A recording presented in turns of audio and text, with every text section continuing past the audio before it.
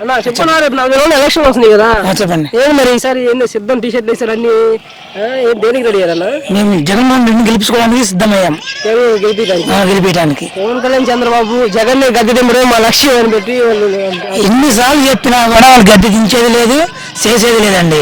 వాళ్ళ నాన్నగారు రాజశేఖర రెడ్డి గారి పరిపాలనలో బాగా చేశారు. అదే పరిపాలన కొడుకు చేస్తున్నాడు.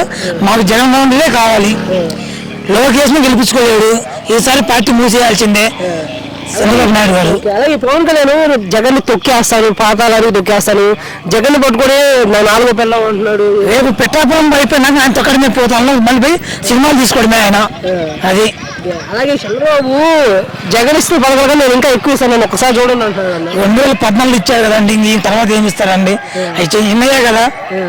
అది మళ్ళీ అయితే జగన్ గెలుస్తాడు, మళ్ళీ పక్క జగన్ గెలుస్తాడు. పొద్దున వస్తారు ఎన్డీఏ కూటమినా, బీజేపీ, తెలుగు జనసేన మరి ఇటు పక్క జగన్ ఒక్కడే ఉన్నాడు, ఎదుర్కోగలడు అంటారు. ఎంతమంది వచ్చినా కూడా మాట్లాడు. చెప్పండి. అయితే గెలుస్తాడు, పక్కా గెలుస్తారండి. 175 కాదు కానీ 150 గ్యారెంటీగా గెలుస్తాం.